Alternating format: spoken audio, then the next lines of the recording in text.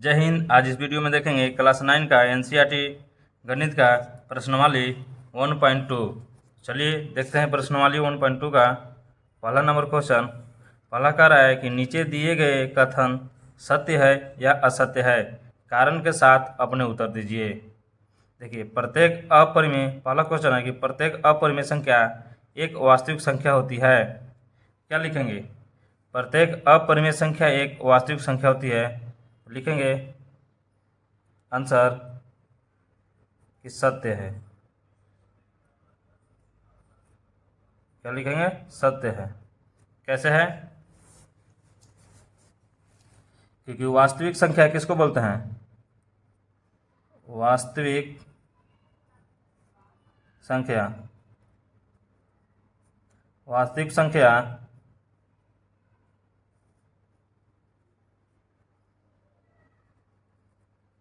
परिमेय और अपरिमेय संख्या को बोलते हैं। कह रहा है कि प्रत्येक अपरिमेय संख्या एक वास्तविक संख्या है। तो देखिए, अपरिमेय है और वास्तविक संख्या, वास्तविक संख्या कौन कौन है? परिमेय और अपरिमेय है, इसलिए क्या हो जाएगा? अपरिमेय एक वास्तविक संख्या है। अपरिमेय किसको बोलते हैं? जो p बटा q के रूप में ना हो, जहाँ q बराबर नॉट इक्वल 0, यानी ऐसे जैसे कि 0.0300436 डॉट डॉट। क्या इसको p बटा q के रूप में लिख सकते हैं? नहीं लिख सकते हैं। क्यों? क्योंकि अनंत तक जा रहा है और ये भी नहीं पता चल रहा है कि रिपीट हो रहा है कि नहीं। अगर इस तरह से रहे 0.3333 डॉट डॉट, तो इसको क्या लिख सकते हैं? 0.3 का रैकरिंग, यानी 3 रिपीट हो रहा है, तो इसको क्या लिखेंगे? 3 बटा रैकरिंग है, तो इसके लिए क्या होता है? 9, यानी 3 तिहाई 9, 1/3। तो देखिए p बटा q के रूप में हो गया, तो ये हो जाएगा परिमेय संख्या और ये अपरिमेय संख्या। अगर ऐसा नहीं समझ में आ रहा है तो ऐसे देखेंगे कि वास्तविक संख्या जो है, वास्तविक संख्या के दो भाग हैं, एक परिमेय संख्या है और एक अपरिमेय संख्या है। ठीक है? तो अपरिमेय संख्या है, क्या है? वास्तविक संख्या के अंदर है ना, यानी सभी अपरिमेय संख्या वास्तविक संख्या के अंदर है। तो क्या लिखेंगे? कि सत्य है। कारण लिखेंगे, कारण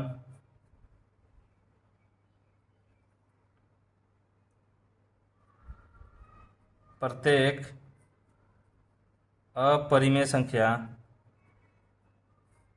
अपरिमेय संख्या एक वास्तविक संख्या होता है। वास्तविक संख्या होता है। दूसरा नंबर क्वेश्चन देखते हैं। दूसरा है कि संख्या रेखा का प्रत्येक बिंदु रूट m के रूप का होता है, जहाँ m प्राकृतिक संख्या है। चलिए देखते हैं। एक संख्या रेखा लेते हैं, यहाँ ले लेंगे 0, 1, 2, 3, -1, -2 और -3। संख्या रेखा का प्रत्येक बिंदु रूट m का है, यानी सबको रूट कर देना है। रूट रूट रूट हो गया, इसको भी कर देंगे रूट और इसको भी कर देंगे रूट। अब देखिए, यहाँ कह रहे कि संख्या रेखा का प्रत्येक बिंदु रूट m के रूप का होता है, जहाँ m प्राकृतिक संख्या है। तो हम रूट में किए तो क्या रूट में -2 होता है? नहीं होता है ना। आप लोग कभी नहीं देखे होंगे कि लिखा हुआ ऐसा रहता है। ठीक है? भले इस तरह से रहता है कि √1, √2, √3 इस तरह से रहता है। ठीक है? लेकिन माइनस वाला रूट में नहीं होता है। तो क्या लिखेंगे? असत्य है। असत्य है। आंसर क्या हो जाएगा? असत्य है। कारण लिखेंगे, क्योंकि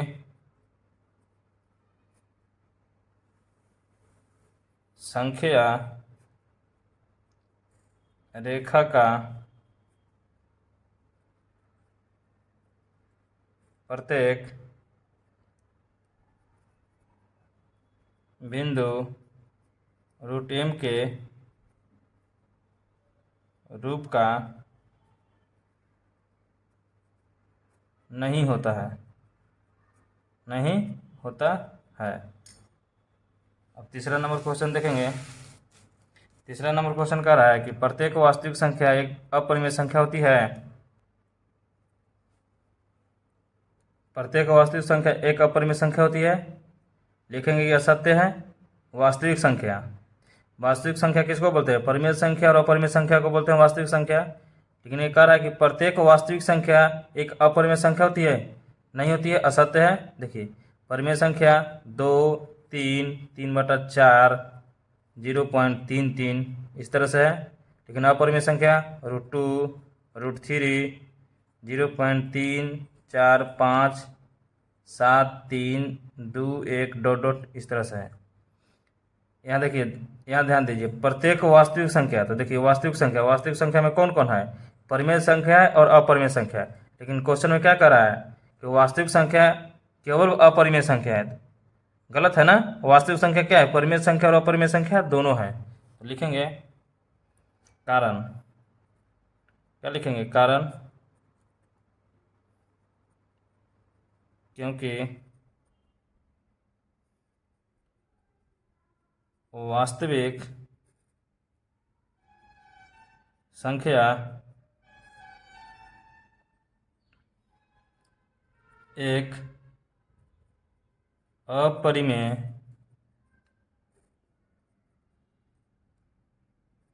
संख्या तथा एक परिमेय संख्या भी होता है, इसलिए क्या हो जाएगा? असत्य है। दूसरा नंबर क्वेश्चन देखते हैं। दूसरा नंबर कह रहा है कि क्या सभी धनात्मक पूर्णांकों के वर्गमूल अपरिमेय होते हैं? यदि नहीं, देखिए यहाँ क्वेश्चन में ही आंसर मिल गया। अगर नहीं होता है तो एक ऐसी संख्या के वर्गमूल का उदाहरण दीजिए जो एक अपरिमेय संख्या है। कह रहा है कि धनात्मक पूर्णांक, पूर्णांक संख्या किसको बोलते हैं? ऋणात्मक, धनात्मक और जीरो शामिल हो उसको क्या बोलते हैं? पूर्णांक संख्या। लेकिन पहले ही क्वेश्चन में बोल दिया है कि धनात्मक पूर्णांक संख्या, तो क्या लेंगे? 1, 2, 3, 4, 5, 6, 7, 8, 9, ये सभी क्या है? धनात्मक पूर्णांक संख्या है। उसका वर्गमूल अपरिमेय होते हैं। देखते हैं वर्गमूल करके। वर्गमूल के मतलब क्या है? इसको रूट कर देना है, रूट कर दिए, यहाँ भी रूट कर दिए, यहाँ भी रूट कर दिए, और √4 को भी, 5 को भी, 6, 7, 8, 9। अब कह रहे हैं कि पूर्णांकों के वर्गमूल करने पर क्या अपरिमेय संख्या होते हैं? देखिए ये अपरिमेय संख्या है, 2 भी अपरिमेय संख्या हो गया, 3 भी अपरिमेय संख्या हो गया। लेकिन 4 को बाहर निकाल सकते हैं ना, इसका वर्गमूल क्या होता है? 2 हो जाएगा। ये क्या हो जाएगा? परिमेय संख्या। क्या हो जाएगा? परिमेय संख्या। √5 हो जाएगा अपरिमेय, √6 भी अपरिमेय, √7 भी अपरिमेय, √8 भी अपरिमेय। लेकिन √9 क्या हो जाएगा? 3, यानी ये इसका वर्गमूल हो गया। तो वर्गमूल हो जाएगा तो क्या हो जाएगा? परिमेय संख्या। या क्वेश्चन में कह रहे हैं कि वर्गमूल अपरिमेय होते, क्या सभी धनात्मक पूर्णांकों के वर्गमूल अपरिमेय होते हैं? देखिए सभी धनात्मक तो लिए हैं, लेकिन देखिए बहुत सारा का अपरिमेय आ रहा है, लेकिन कुछ का परिमेय भी आ रहा है। और क्वेश्चन में बोल दिया कि यदि नहीं तो एक ऐसी संख्या के वर्गमूल का उदाहरण दीजिए जो एक अपरिमेय संख्या है। तो उदाहरण को कौन हो जाएगा? 4 हो जाएगा और 9 हो जाएगा। लिख देंगे उदाहरण 4, और एक ही बोला है ना तो 4 ही ले लेंगे, या तो फिर 9 भी लिख सकते हैं। तीसरा नंबर क्वेश्चन है कि दिखाइए कि संख्या रेखा पर √5 को किस प्रकार निरूपित किया जा सकता है। एक संख्या रेखा लेंगे, एक संख्या रेखा ले लिए, 0, 1, 2, 3, ठीक है। √5 का मान कितना होता है? इसका वैल्यू लगभग 2.2 के आसपास होता है, ठीक है। अब यहाँ से 1 यूनिट, 2 यूनिट, 3 यूनिट लिए हैं। इसमें देखिए 2.2 है, √5 का मान कितना है? 2.2 यूनिट।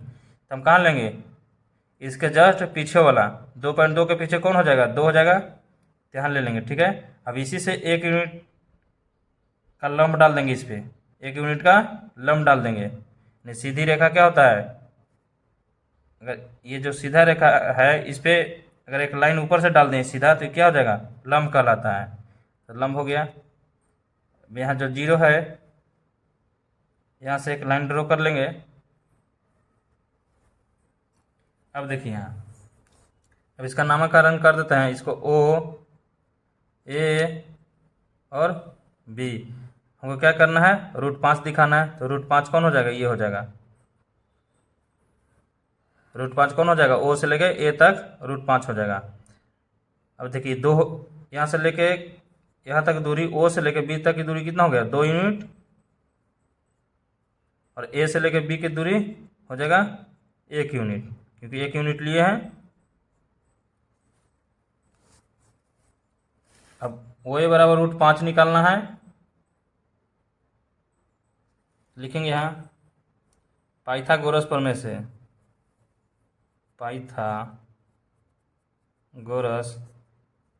प्रमेय से इसका सूत्र होता है h का स्क्वायर बराबर p का स्क्वायर प्लस में b का स्क्वायर। ठीक है, h की जगह क्या लिखेंगे, ओ ए लिखेंगे। ओ ए का स्क्वायर बराबर में p का स्क्वायर, p हो गया 1 का स्क्वायर प्लस में b का स्क्वायर कितना हो गया, 2 का स्क्वायर।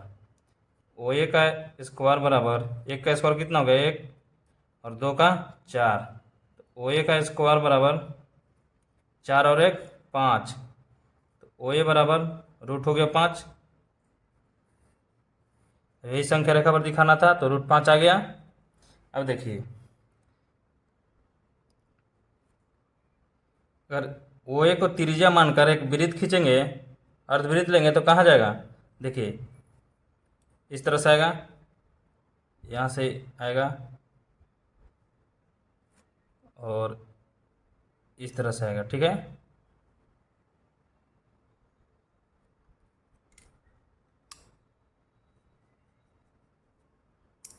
मान लेते हैं इसको डी।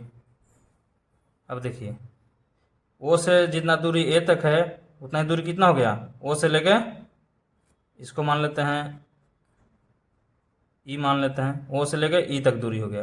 √5 कहाँ रहेगा, यहीं रहेगा ना। देखिए 2.2 यानी 2 के जस्ट आगे रहेगा, ये संख्या रेखा पर यहीं रहेगा √5। यही हो जाएगा आंसर।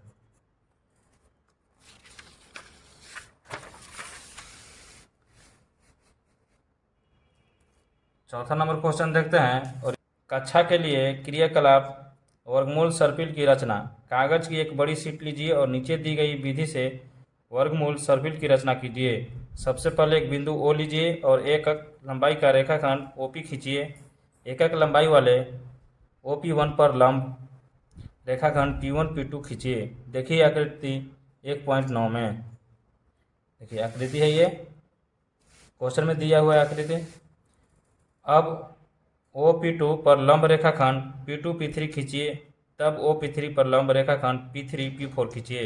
इस प्रक्रिया को जारी रखते हुए OPN-1 पर एकक लंबाई वाला लंब रेखाखंड खींचकर आप रेखाखंड PN-1 PN प्राप्त कर सकते हैं। यानी इसको सर्पिल बना देना। सर्पिल का मतलब है कि इसको गोल पूरा कर देना है। तो चलिए इसको बनाते हैं। तो इस तरह से बनाएंगे।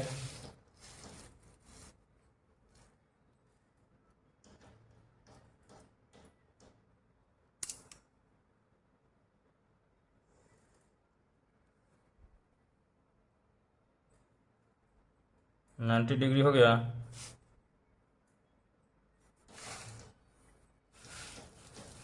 फिर इसको लेंगे 90 डिग्री वाला।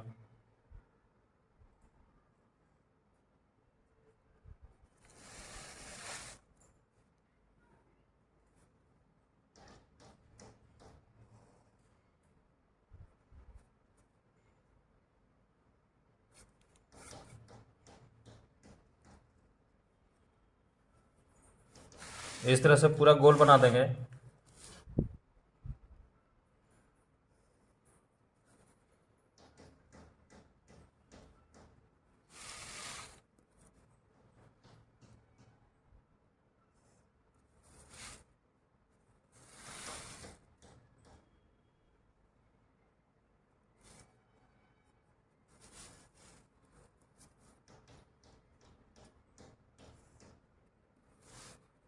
अब इसको आप पूरा जोड़ देते हैं, ये हो गया 90 डिग्री। ठीक है, अब यहाँ से स्टार्ट किए हैं, देखिए यहाँ √3 है, यहाँ भी 1 यूनिट है, ये कितना जगह 1 यूनिट, √3 है तो यहाँ भी 1 यूनिट, तो √3 और 1 कितना हो जाएगा, √4 हो जाएगा। यहाँ भी 1 यूनिट, ये क्या हो जाएगा, √5 हो जाएगा। यहाँ भी 1 यूनिट ले लेंगे, √5 और 1 √6 हो जाएगा। ठीक है, यहाँ भी 1 यूनिट ले लेंगे, √6 और 1 √7 हो जाएगा। यहाँ भी 1 यूनिट ले लेंगे, √7 और 1 √8 हो जाएगा। यहाँ भी 1 यूनिट ले लेंगे, √8 और 1 √9 हो जाएगा। यहाँ भी 1 यूनिट ले लेंगे, अभी कितना हो जाएगा, √9 और 1 √10 हो जाएगा। इस तरह से बनेगा। ठीक है, देखिए कैसे थोड़ा बेसिक देख लेते हैं इसका कैसे बनेगा। ये बनेगा पाइथागोरस से। ठीक है, पाइथागोरस प्रमेय से h का स्क्वायर बराबर p का स्क्वायर प्लस में b का स्क्वायर।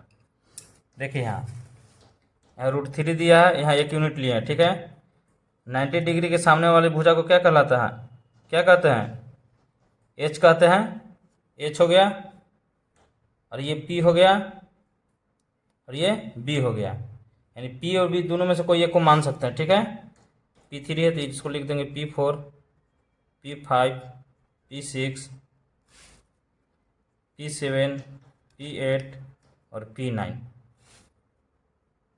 h का स्क्वायर बराबर p का स्क्वायर, p कितना है 1 मान लेते हैं, 1 का स्क्वायर हो गया, b हो गया √3 तो √3 का स्क्वायर, स्क्वायर से रूट कट गया, h का स्क्वायर बराबर 1 + 3, h स्क्वायर बराबर 3 और 1 4, h बराबर √4, √4 आ गया है ना, यानी √4 को क्या लिख सकते हैं, 2 भी लिख सकते हैं।